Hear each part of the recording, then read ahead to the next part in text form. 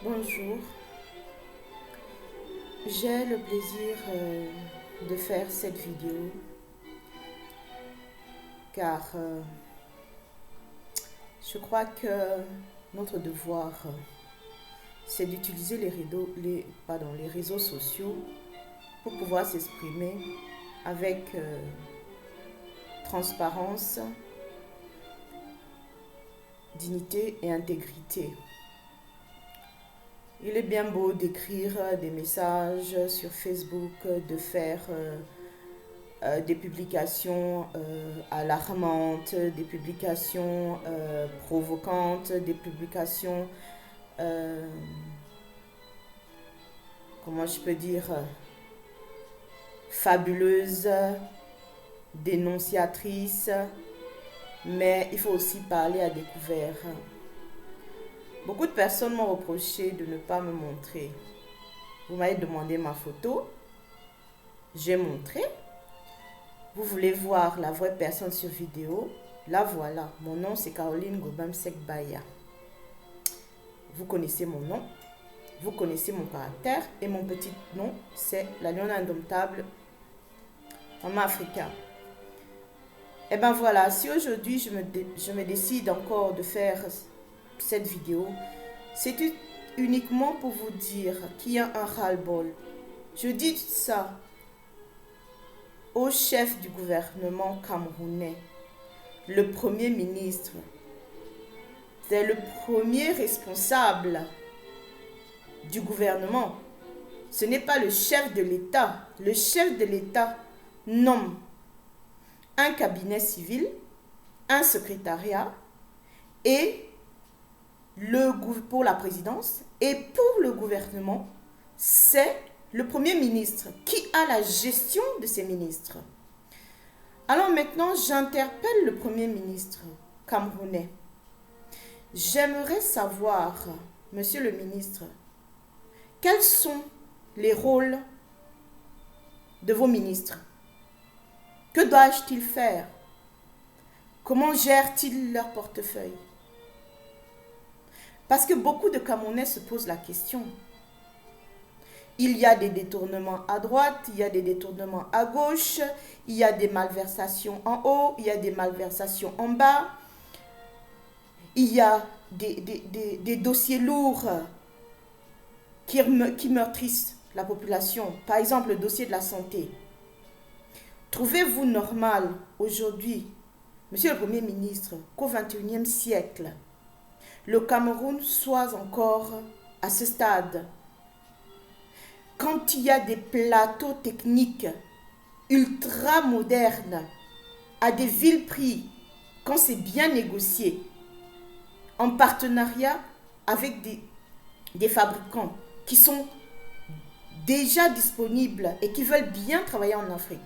Mais le barrage administratif camerounais aujourd'hui empêche ces investisseurs de venir au Cameroun. Que faites-vous de ça?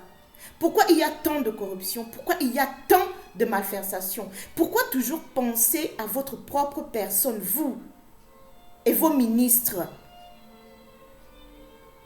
Monsieur le Premier ministre, j'aimerais devant vous interpeller son Excellence Monsieur André Mamafouda. Trouve-t-il normal qu'au XXIe siècle, le Cameroun soit dans cet état sanitaire? Je ne pense pas. Ce qui me révolte, c'est que j'ai été victime de ça, mais j'ai pardonné. Je disais que c'était à cause du sous-développement, mais ma fille est quand même partie. Je revois encore quelques années après une maman qui meurt. L'affaire est passée, vous avez sorti un grand mensonge en Mondiovision, tout le monde l'a vu. Maintenant, nous avons peur de vous. Un jeune, je dis même des jeunes, ne peuvent pas se faire soigner parce qu'ils n'ont pas de couverture sociale. Des mamans vont encore accoucher, elles ont peur d'aller à l'hôpital. Elles me disent que maman, je préfère encore accoucher à la maison. Si je meurs, ça sera mieux à la maison parce qu'on saura pourquoi je suis morte. Parlons de l'extrême nord. les victimes, les soldats doivent attendre des jours avant d'être ramenés dans des grandes villes comme Douala, Yaoundé, parce qu'il n'y a pas de plateau technique suffisant pour les soigner, pour les grands blessés. Que faites-vous du budget de l'État sur le sanitaire? Moi, c'est ce qui m'importe.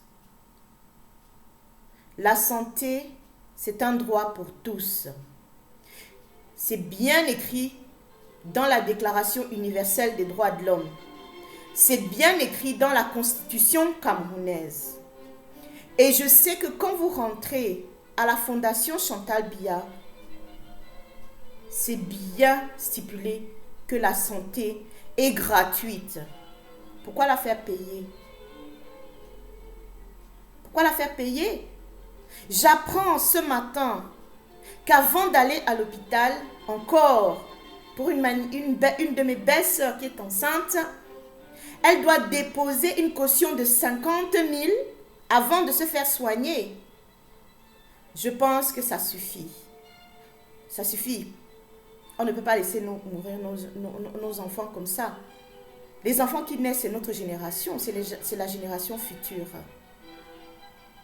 J'aurais tellement à dire. Je m'arrête là pour l'instant.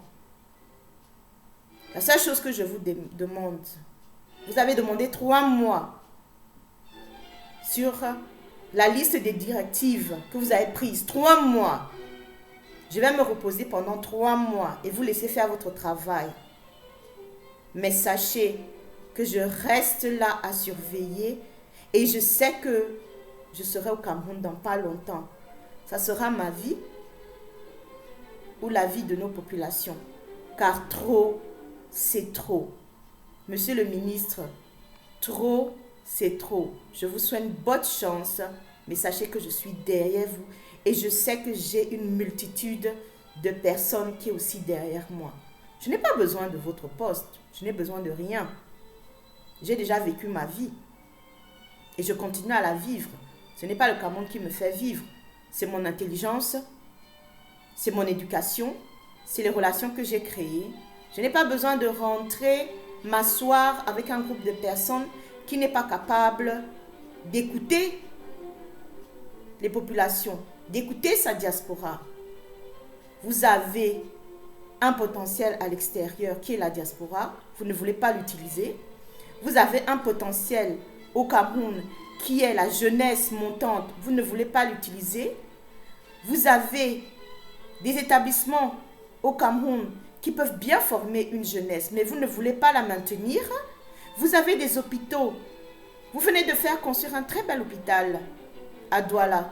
Attendons. L'avenir nous dira, on risque de voir bientôt la gangrène rentrer. Sachez que mon père a défendu le Cameroun jusqu'à sa mort, sans rien attendre de qui que ce soit, sans rien demander à qui que ce soit. Il l'a fait parce qu'il aimait son pays, parce qu'il aimait ses enfants et il voulait laisser un Cameroun uni, en paix et moderne. C'est ce que nous voulons faire aussi. Si moi je pars, il y aura toujours quelqu'un d'autre pour me remplacer.